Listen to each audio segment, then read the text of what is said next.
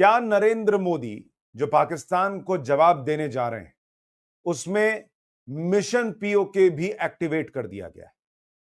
आज के बारे में इस पर बात करूंगा क्योंकि मिशन पीओके इस देश के लिए तो बहुत इंपॉर्टेंट है ही, लेकिन पाकिस्तान की कमर तोड़कर रख देने वाला मिशन हो सकता है।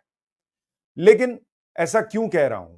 क्या पाकिस्तान पर एक्शन जो होने वाला है उसके लिए 48 घंटे से भी कम का वक्त बचा हुआ है? इस वक्त नरेंद्र मोदी क्या कर रहे हैं, क्या हो रहा है, सब इस वीडियो में बताऊंगा और मिशन पीओके की बात करूंगा कि क्या यह होने जा रहा है, नहीं होने जा रहा है, क्या संकेत मिल रहे हैं। लेकिन उससे पहले आपकी राय बड़ी इंपॉर्टेंट है। क्या आप चाहते हैं कि नरेंद्र मोदी को आतंकी कैंप्स पर हमला करना चाहिए, कराची वराची हाफिज सईद को मारना चाहिए, या आपको लगता है पीओके पूरा का पूरा पीओके जो है जो भारत को लेना चाहिए और अखंड कश्मीर बनाना चाहिए? आपकी राय क्या है कमेंट करके जरूर बताइएगा। लेकिन इस वक्त जो सबसे बड़ी खबर आ रही है आपको बता दूं, अब से थोड़ी देर पहले प्रधानमंत्री नरेंद्र मोदी और रूस के राष्ट्रपति व्लादिमीर पुतिन की फोन पर बातचीत हुई है और पुतिन ने भारत से कहा है कि हम आपके साथ खड़े हैं। President Putin called PM Narendra Modi and strongly condemned the terror attack in Pahalgam. He conveyed deepest condolences on the loss of innocent lives and expressed full support to India in the fight against terrorism. यानी और उन्होंने यह भी कहा, he emphasized that the preparators of the heinous attack and their supporters must be brought to justice. अब आप देखिए Putin कितनी बड़ी बात कह रहे हैं। एक तो उन्होंने नरेंद्र मोदी को फोन किया, मोदी ने फोन नहीं किया था, पहली बड़ी चीज। दूसरा, पुतिन कह रहे हैं कि हम आपके साथ खड़े हैं। और सबसे महत्वपूर्ण बात, पुतिन ने भी कहा है कि जिन्होंने हमला किया और उनके मददगार दोनों को कड़ी से कड़ी सजा मिलनी चाहिए। यानी पुतिन ने भी कह दिया है कि ठोक दो पाकिस्तान को, आप, हम आपके साथ खड़े हैं। और यही नरेंद्र मोदी की ताकत है। जो लोग कहते हैं ना, अरे कुछ लोग कहते हैं मोदी विदेश जाके क्या करते हैं, घूमने जाते हैं। बॉस, ये किया है मोदी ने, ये किया है नरेंद्र मोदी ने। कि ट्रंप कहते हैं कि अरे इंडिया पाकिस्तान आपस में देख लेंगे, दूर रहो दूर रहो। पुतिन कह रहे हैं कि हाँ ठोक दो, हम साथ में खड़े हैं। दुनिया इस वक्त भारत के साथ खड़ी है। सिंधु जल समझौता जो है वो स्थगित कर दिया, वर्ल्ड बैंक के मुंह से चू नहीं निकली है। ये है बॉस नरेंद्र मोदी के राज में नया भारत। तो पहली बड़ी खबर तो ये आ गई है कि पुतिन से बात हो गई है नरेंद्र मोदी की। दूसरी बड़ी खबर आपको बता दूं कि पिछले 36 घंटे में पीएम मोदी की जबरदस्त बैठकें हुई हैं। पहले वो नेवी चीफ से मिले, फिर वो एयरफोर्स चीफ से मिले और अब उन्होंने आज रक्षा सचिव से मुलाकात की है, जो कि सारे संकेत हैं कि भारत जो है वो बहुत तेजी से फाइनल एक्शन की तरफ बढ़ रहा है।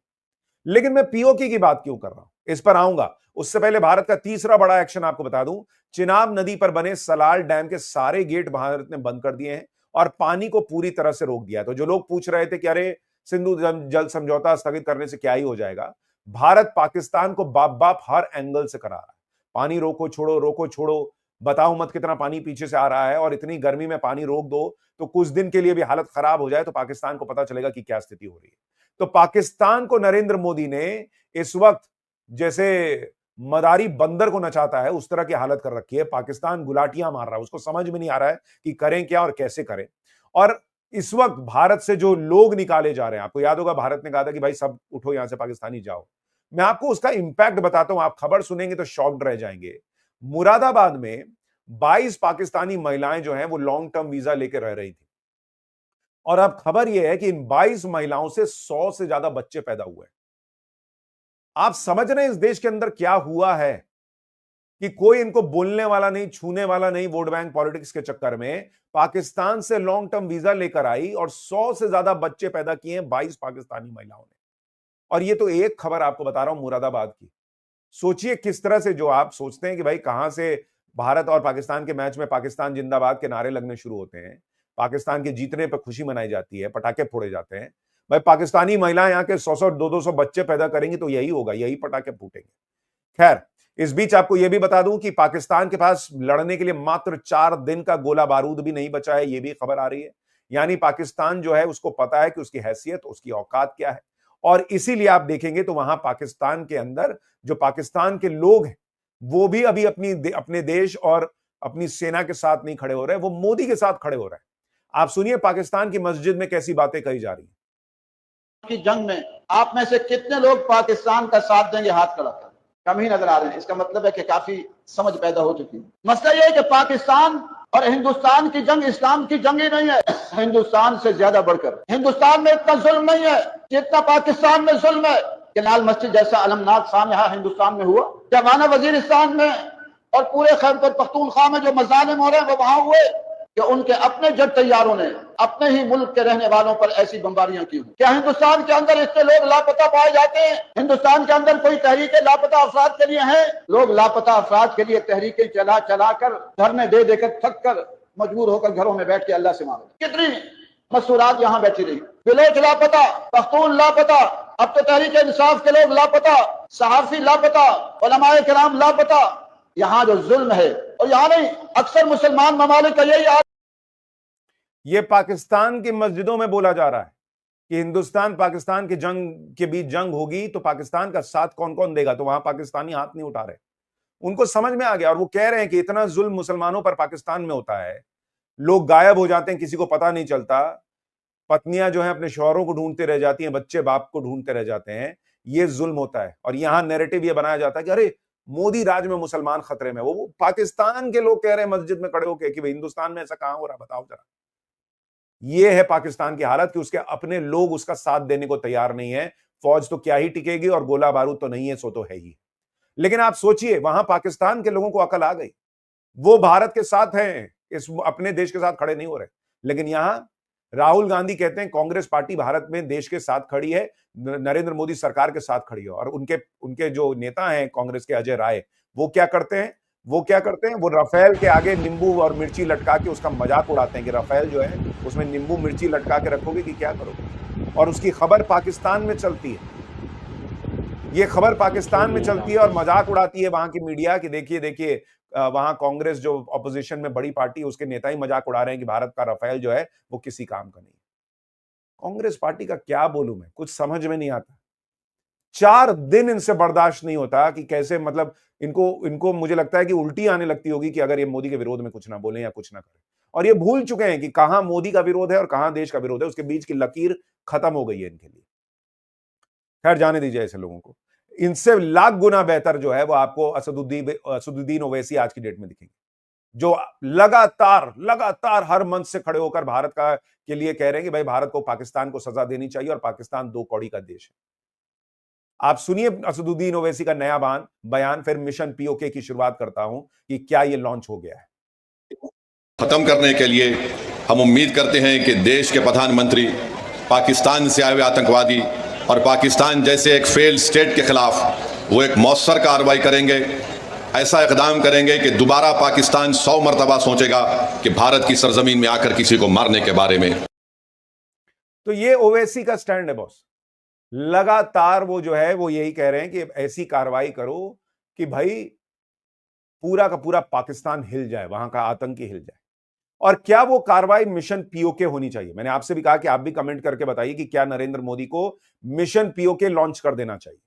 क्योंकि देखिए सबसे बड़ी बात जो हुआ वहां पर घटना हुई, अगर आप देखेंगे क्यों मिशन पीओके, उस पर भी बात करूंगा। लेकिन भाई ये पीओके अपना ही तो है जिस पर पाकिस्तान कब्जा किए बैठा है। और चचा नेहरू ना होते तो शायद गया भी ना होता। क्योंकि अगर आप देखेंगे भाई, एक जमाना था कि रूस की सीमा तक जम्मू कश्मीर की रियासत जाती थी, बौद्ध और हिंदू राजाओं का शासन हुआ करता था। और 14वीं सदी में जाकर कश्मीर को पहला मुस्लिम शासक मिला था। 16वीं सदी के आखिर तक मुगलों ने कश्मीर में शासन किया। इसके बाद 1819 में महाराजा रणजीत सिंह ने कश्मीर को सिख साम्राज्य में शामिल कर लिया। तो भाई कश्मीर हमेशा से वहां पर जो पहचान रही है, हिंदू पहचान रही है, उसको आप मिटा नहीं सकते, हटा नहीं सकते, भले यहां का इकोसिस्टम कुछ भी करे। लेकिन चचा नेहरू की वजह से जो हुआ वो आपको बताऊंगा। उससे पहले पीओके है कैसा, आपने कभी देखा है? इतना खूबसूरत है पीओके कि जब भारत पीओके को ले लेगा तो सोचिए आप, वहां नरेंद्र मोदी जो वैसे भी टूरिज्म हर जगह 7वें आसमान पे ले जाते हैं, वहां क्या ही होगा। एक बार पीओके की झलक देखिए आप, जिसकी मैं बात कर रहा हूं।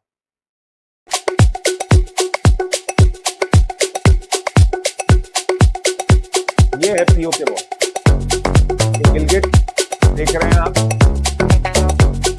करदू की तस्वीर है। आप तस्वीरें देखते जाइए।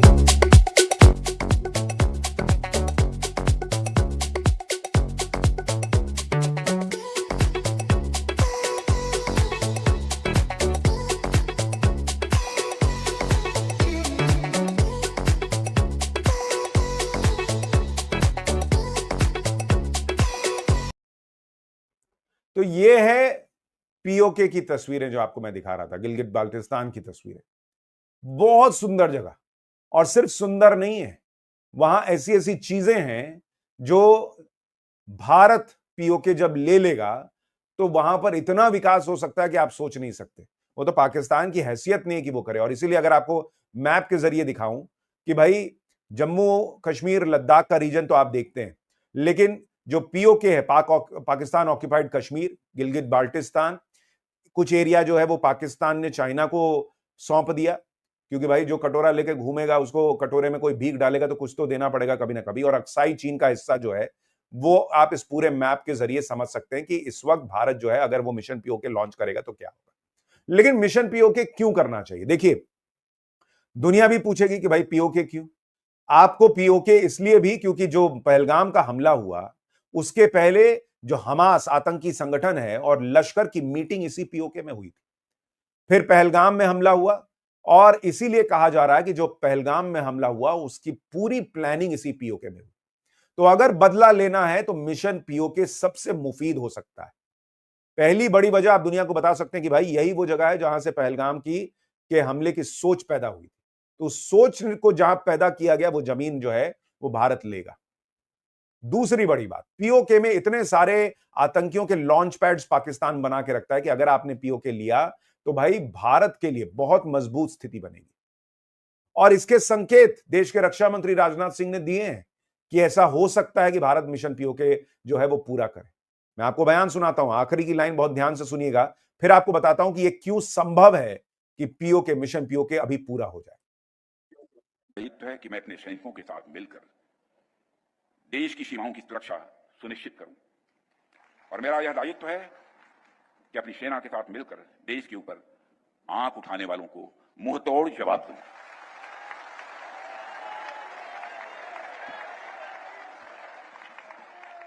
और आप सभी हमारे प्रधानमंत्री नरेंद्र मोदी जी को अच्छी तरह जानते हैं। उनकी कार्यशैली से भी अच्छी तरह परिचित हैं, उनकी दृढ़ता से भी अच्छी तरह परिचित हैं, जोखिम उठाने का भाव किस तरीके से उन्होंने सीखा है अपने जिंदगी में, उससे भी आप अच्छी तरह समझते हैं। मैं आपको आश्वस्त करना चाहता हूं, प्रधानमंत्री मोदी जी के नेतृत्व में जैसा आप चाहते हैं वैसा होकर रहेगा। अब ये लाइन बहुत इंपॉर्टेंट है, जैसा आप चाहते हैं वैसा होकर रहेगा। भाई देश तो बड़ी संख्या में चाहता है कि मिशन पीओके पूरा हो, और आप कमेंट करके भी बताइए कि आप ये चाहते हैं या नहीं चाहते हैं। लेकिन राजनाथ सिंह का ये कहना, रक्षा मंत्री का ये कहना, क्या ये संकेत है कि मिशन पीओके लॉन्च होने वाला है? आपकी राय बताइएगा। लेकिन आपको मैं बता रहा था कि सबसे मुफीद समय क्यों है, सबसे सही समय क्यों है। देखिए, बलूचिस्तान, सिंध और पीओके में पाकिस्तान के खिलाफ लगातार असंतोष की आग सुलग रही है।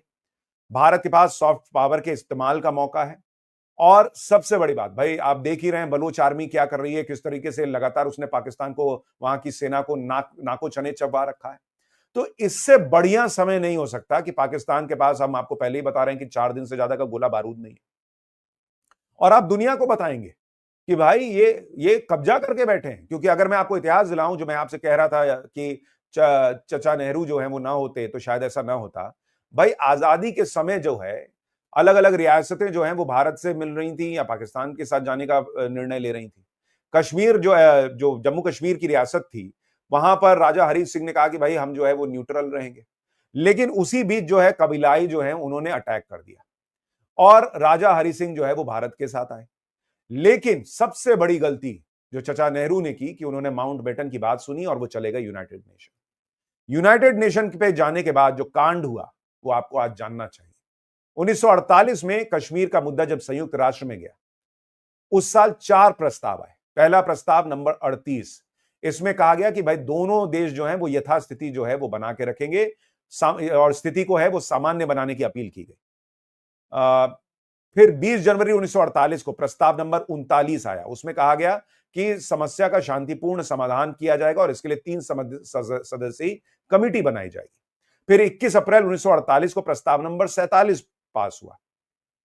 इसमें कश्मीर में जनमत संग्रह कराने पर सहमति बनी। जनमत संग्रह, और इसके लिए नेहरू तैयार हो गए।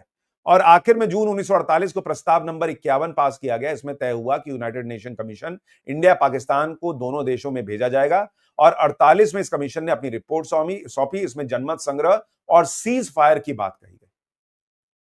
मतलब साफ साफ यह दिख रहा है कि कबीलाई आकर घुस गए, उन्होंने जमीन कब्जाई हुई है और नेहरू के राज में हो रहा है कि ठीक है हम जनमत संग्रह कराएंगे। क्यों जनमत संग्रह कराएंगे भाई? आपने बाकी जगह जो है वो जनमत संग्रह कराया था कि जहां जो वहां के शासक थे उन्होंने निर्णय लिया था कि किसको किधर जाना है। क्या हैदराबाद की रियासत क्या जनमत संग्रह से आई थी क्या? इतनी बड़ी गलती नेहरू ने की। और उसके बाद क्या हुआ? संयुक्त राष्ट्र में जब तक ये सब हो रहा था, पाकिस्तानियों ने कश्मीर के बड़े इलाके पर अवैध कब्जा कर लिया।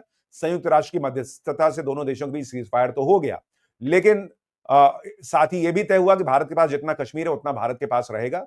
जितने हिस्से पर पाकिस्तान ने कब्जा कर लिया था वो उसके पास चला जाएगा। इसे ही पीओके कहा जाता। आप क्यों तैयार हुए? आप क्यों तैयार हुए कि भाई जो पाकिस्तान ने कब्जा कर लिया है वो पाकिस्तान के पास चला जाएगा? आपको मना करना चाहिए था, लड़ना चाहिए था कि जब उसने कब्जा किया है तो कैसे बॉस चला जाएगा? पहले तो तुम वहां जाओ जहां तुम थे, और उसके बाद जनमत संग्रह कराने की भी एक सेकंड, एक तो जनमत संग्रह का कोई मतलब नहीं, दूसरी बात कि भाई एक सेकंड कराना भी है तो पहले तुम वहां जाओ और उसके बाद हम देखेंगे जनमत संग्रह कराना के लिए। तो नेहरू की कमजोर नीतियों और गलत नीतियों की वजह से आज जो है वो पीओके है, पाकिस्तान ऑक्यूपाइड कश्मीर, वहां पाकिस्तान बैठा हुआ है।